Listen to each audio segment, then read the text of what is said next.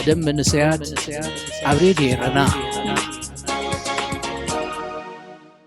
ሰላም ዝኸበርኩም ሰማዕቲ ሬድዮና ብሓፈሻ ብፍላይ ከዓ ተኸታተልቲ መደብ መንስያት ከመይ ትቕንዩ ሓሙስ ኮይኑ ንዓኹም ይኾኑ እዮም ዝበልናዮ መደባት ሒዝና ኣብ ሰዓትና ተረኺብና ኣሎና ክሳብ ፍጻሜ መደባትና ምሳና ክትጸንሑ ብኽብሪ ዝዕድመኩም ኣኽበረት መሓሬ ሰናይ ጸንሖት መደብ መንስያት ኣብ ሬድዮና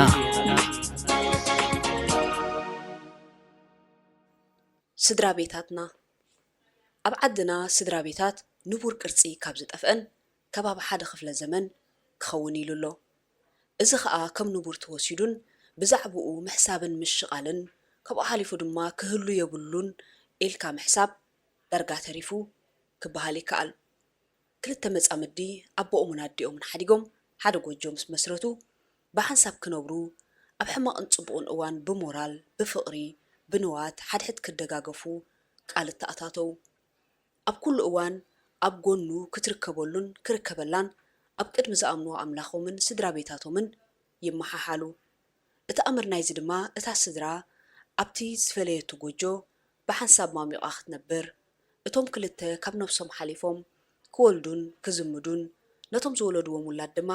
ሓላፍነት ወሲዶም ከኣልይዎምን ክሕብሕብዎምን ንጉሆን ምሸትን ስድራ ቤታዊ ፍቕሪ ክህብዎምን እዩ ኣቦኡ ወይ ኣዲኡ ብዝተፈላለየ ምኽንያት ምስኡ ዘይነብር ቆልዓ ዘኽታ ምኸውን እዚ ማለት ከዓ እቲ ቆልዓ ገለ ጎኑ ጎዲልዎ ኣሎ ሰብኣይን ሰበይትን ደቆም ንምዕባይ ጥራሕ ዘይኮነ ንሳቶም እውን ብመንፈስን ስጋን ዝተዋሃዱ ኣካል ስለ ዝኾኑ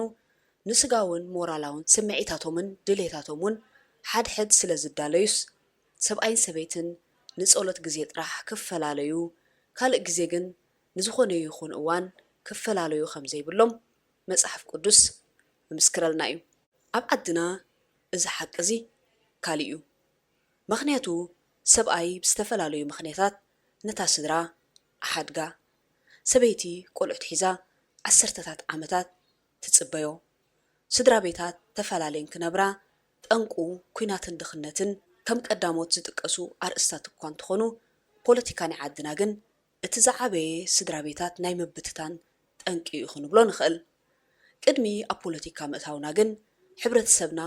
ከም ልምድን ንቡርን ዝተኸተሎ ነገር ክንርኢ ሓደ ወዲ ክምርዖ ምስ ደለየ ጓል ሰብ የናድሞ ምስ ተመርዓዉ ንሱ ኣበዩ ክነብር ብዘየገድስ እቲ ሓዳር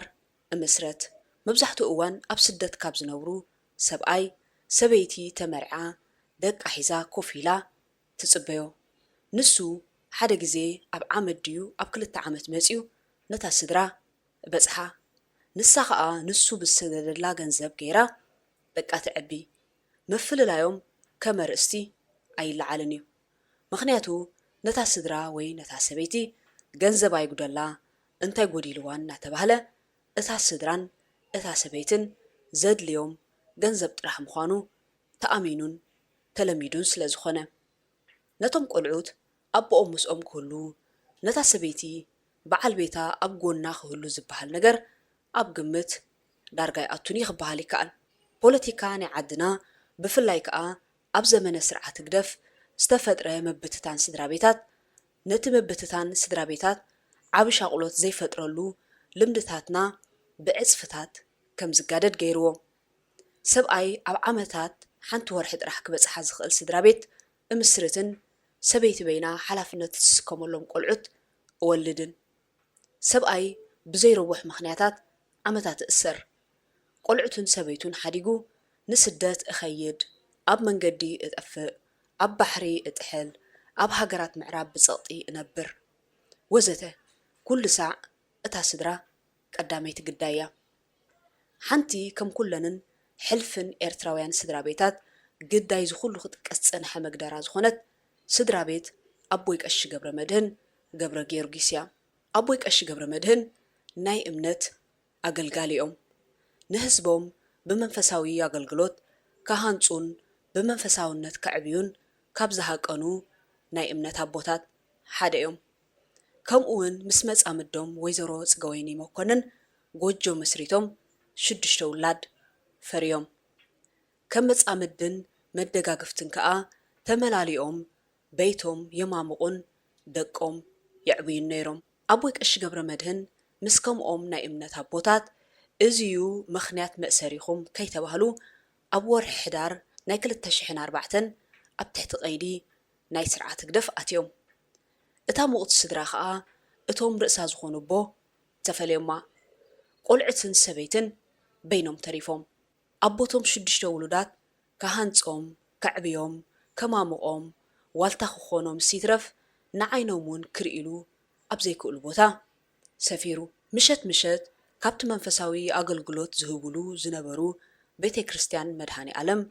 ኣቦኦም ክምለስ ኢሎም ኣብ ኣፍ ደገ ክቕበልዎ ተጸብዮም በዓልቲ ቤቶም መማሰይቡን ከፍልሓ ዝወዓልዎ መዓልቲ ክጸዊሎንን ከዕልልዎንን ተጸቤን እቲ ምጽባይ ቀጺሉ ሶሙን ወርሒ ኣዋርሕ ዓመታት ዓሰርተታት ዓመታት እንዳበለ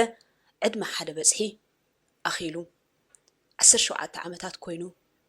እቶም ቆልዑት ናይ ኣቦነት ጎደሎኦም ከይተመልአሎም ዓብዮም ኣዲኦም ከዓ ናይ ንእስነት ኪዳንን ዝመጸሉ መዓልቲ ከይኣኸለ ኣብ ኣፍ ደገ እርጋን በጺሐን ብዘይ ሰብኣየን ብዘይ ፍቕረን ዓይኑ ኸይረኣያ ድሕሪ 17 ዓመታት ትጽቢት እቲ ሕቶ ትጽቢት ከይተመለሰ ኣቦይ ቀሺ ገብረ መድህን ገዝኦም ከይተመልሱ በዓልቲ ቤቶም ወይዘሮ ጽገወይኒ መኮንን ካብዚ ዓለም ብሞት ተፈልየን እታ ምስኣና ኣቦኣ ዝጎደላ ገዛ ጠቕሊላ ወለዲ ዘይብላ ኮይና እቶም ቆልዑት ዘኽቲሞም እታ ስድራ መሊሳ ትበታቲና ወይዘሮ ጽገወይኒ ን17 ዓመታት ን6 ህፃውንቲ በይነን ኣዕብየንኦም ሰብኣየን ኣብ ዝደልያሉ እዋን ክረኽብኦ ኣይከኣላን ምሳሕ ሰሪሐን እኳ ብስልጣነ ኸብፅሓሉ ኣይክእላን ነይረን ምዕባይ ቆልዑትን ንበዓል ቤትካ ጥራሕ እተካፍሎ ምስጢርን ንምን ኣካፊሎንኦ ይኹና እቲ ምስ መጻ ምድኻ ጥራሕ እትስሕቆ ሰሓቕ እትጽልዮ ጸሎት እትካፈሎ ሓጎስ ምስ መን ተኻፊሎንኦ ኾና ኩሉ ከም ዘይመልከተን 17 ዓመታት ብዘይ ምርጭአን ተሓሪመወን ስድራ ቤታትና መዓልታዊ ብሓንሳብ ክህልዋን ክነብራን ቆይመን ከብቃዓ 10ታት ዓመታት ተበታቲነን ይነብራ ኣለዋ እዚ ኸይኣክል ከዓ ከም ንቡር ኮይኑ እቕጽል ምህላው ኣስጋኢ ይገብሮ በዛ ኣጋጣሚ ንብሙሉኦም ስድራ ቤት ኣቦይ ቀሺ ገብረ መድህን ገብረ ጊዮርጊስ ብፍላይ ከዓ ንደቆም ኣምላኽ ከጸናንዖምን ንዝወይዘሮ ጽጎይኒ ድማ መንግስተ ሰማያት ከዋርሰን ትምኒትና ንገልጽ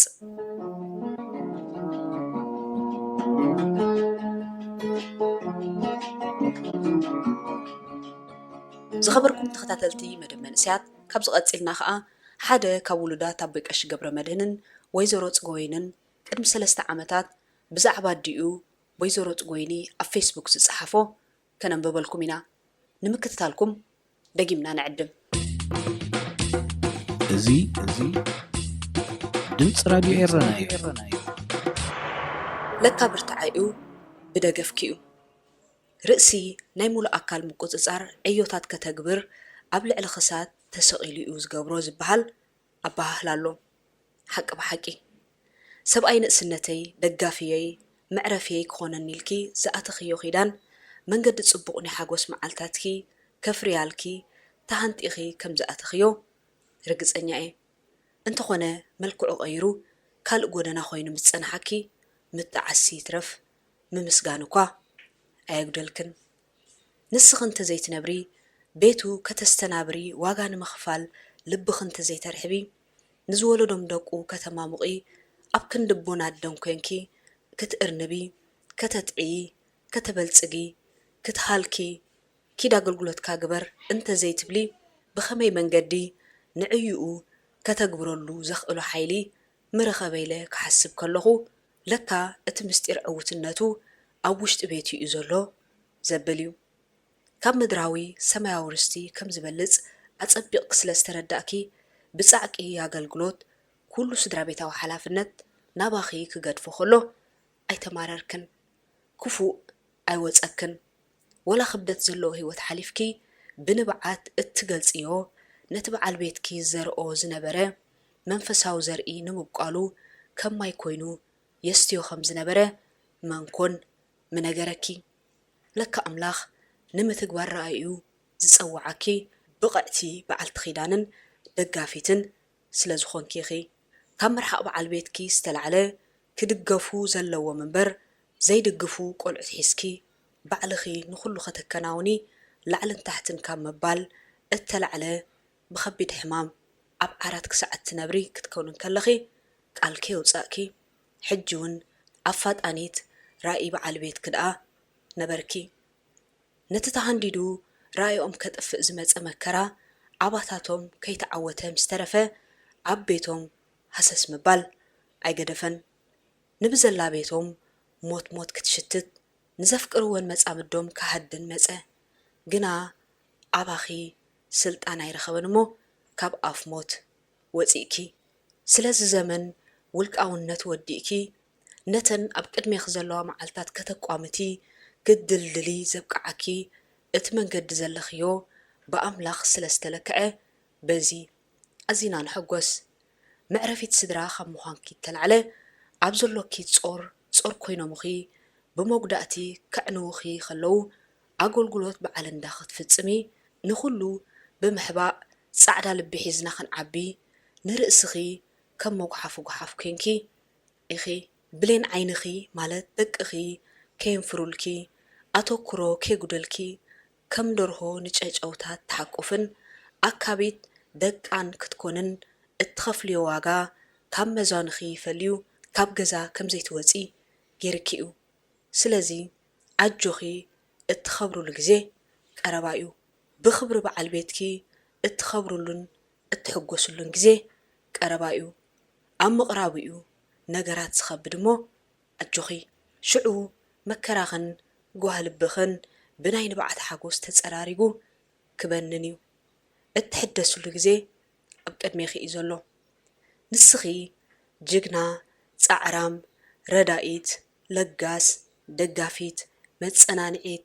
ፈቃር ኣዳቢት ተበጃዊት ኣቦ ኣደ ሓንቲ ሰብ ግና ከም ምልእቲ ስድራ ኢኺ ምጥንጣን ኩሉ ቀረባኺ ከየጃጀወኪ ንስኺ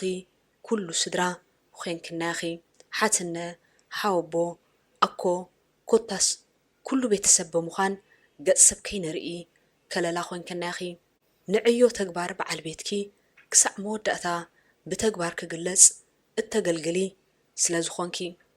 እዚ ጻዕሪ እዚ ሓደ መዓልቲ ዋግኡ ክረክብ እዩ እሞ ተሓጎሲ ባህ ይበልኪ ናይ ዝሓለፈ ኣይትዘክሪ መደብ መንስያት ኣብ ሬድዮ ይረና